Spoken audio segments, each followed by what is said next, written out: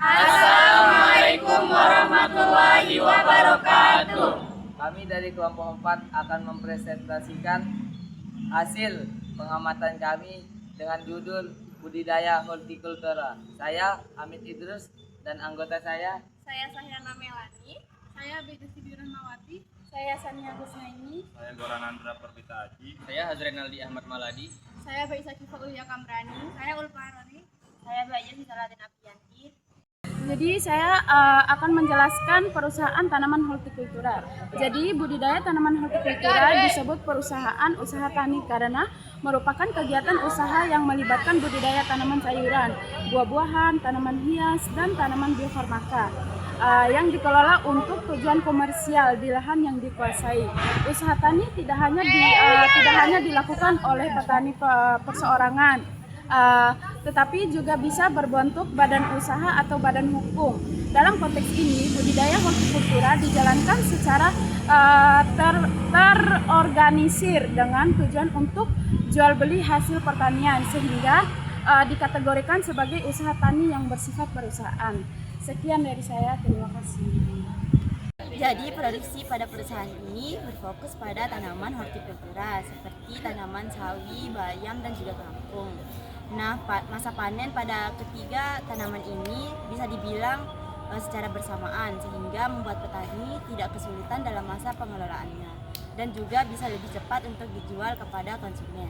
Ya, ada subsistem yang termasuk. Subsistem yang termasuk itu ada 4. Yang pertama subsistem hulu. Nah, di subsistem hulu ini ada pembelian benih dan pengadaan pupuk, kemudian obat dan alat lainnya untuk mendukung pelaksanaan usaha tani berikutnya. Kemudian yang kedua itu subsistem usaha tani. Nah, di subsistem usaha tani ini proses produksinya berbasis hayati, yang dimana ada persiapan lahan, penanaman, perawatan atau pemeliharaan, serta panen. Kemudian yang ketiga itu subsistem hilir. Nah, di subsistem hilir ini para petaninya itu langsung menjual hasil produksinya kepada tengkulak, dan tengkulak itu memanen sendiri di lahan para petani dengan bantuan tenaga kerja lainnya. Yang terakhir itu ada subsistem penunjang. Subsistem penunjang ini ada lembaga keuangan dan kelompok usaha tani.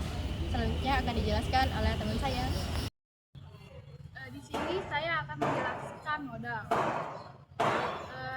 Sumber modal utama tani hortikultura di Salakala umumnya menggunakan modal campuran, yaitu berasal dari modal pribadi atau swadaya.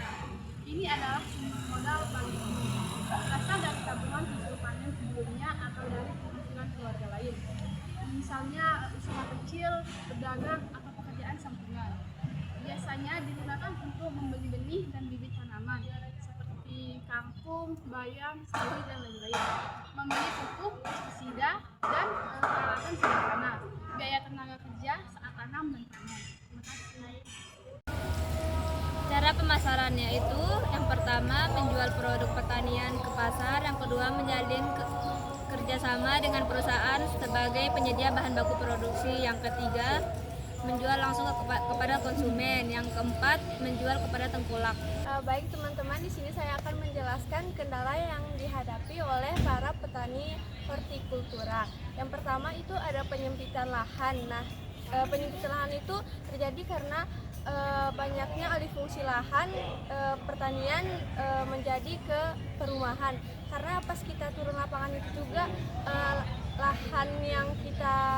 lahan bapak petanian kita wawancara itu terhimpit oleh perumahan-perumahan. Nah, yang kedua itu ada faktor cuaca.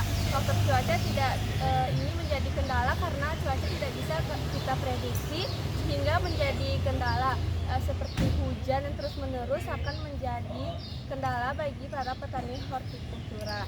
Selanjutnya akan dijelaskan oleh teman saya. Oke, di sini saya ingin melanjutkan penjelasan dari teman saya yang sebelumnya.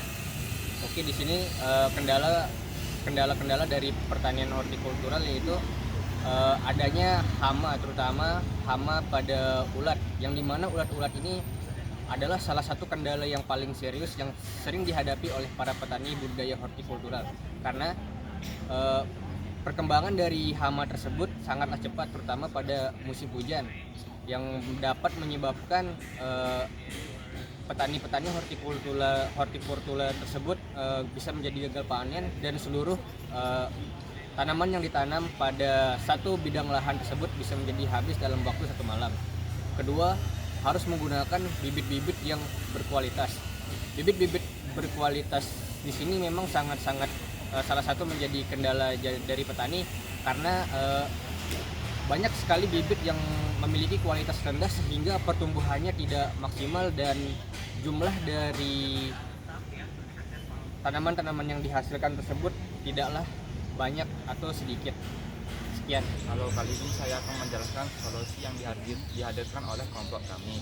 Yang pertama itu pengendalian hama dan penyakit.